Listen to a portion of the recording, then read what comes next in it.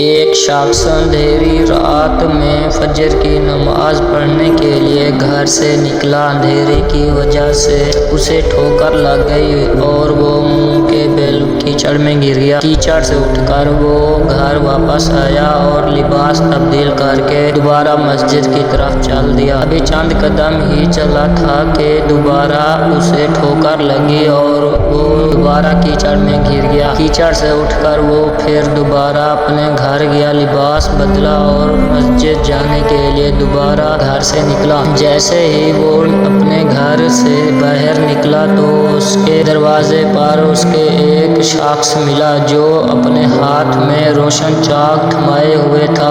چراغ والا شخص چپ چاپ نمازی کے آگے مسجد کی طرف چل دیا۔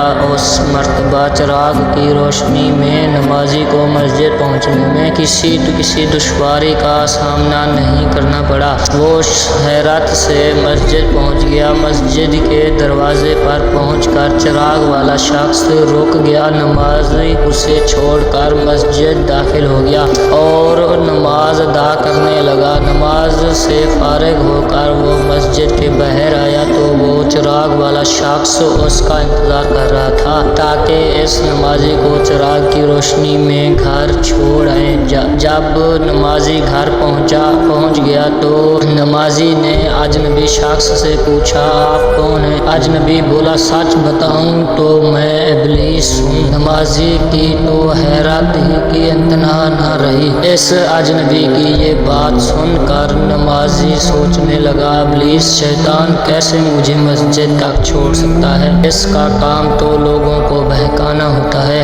اس شخص نے بڑی حیرت کے ساتھ ابلیس سے پوچھا، تجھے تو میری نماز رہ جانے پہ خوشی ہونا چاہیے تھی، مگر تم نے تو چراغ کی روشنی میں مجھے مسجد تک چھوڑنے آئے۔ ابلیس نے جواب دیا کہ جب تمہیں پہلی ٹھوکر لگی اور تم لباس تبدیل کر کے مسجد کی طرف پلٹے تو اللہ تعالیٰ نے تیرے سارے گناہ معاف فرما دیے۔ جب تمہیں دوسری ٹھوکر لگی تو اللہ تعالیٰ نے تمہارے پورے خاندان کو بخش دیا، جس پر مجھے فخر ہوئی کہ اگر اب تمہیں ٹھوکر لگی تو اللہ تعالیٰ کہیں تمہارے اس عمل کی بدولت تمہارے سارے گناہوں کی مغفرت نہ فرما دے۔ اس لیے میں چراغ لے کر آیا ہوں کہ تم بغیر گرے مسجد تک پہنچ جاؤ۔ اس شخص نے جیسے ہی یہ بات سنی تو اللہ تعالیٰ کی بارگاہ میں اپنا سر جھکا کر اللہ کا شکر ادا کرنے لگا۔ تو کیا دوستو یہی ہے ہمارے رب کی شان؟ سبحان اللہ کی شان۔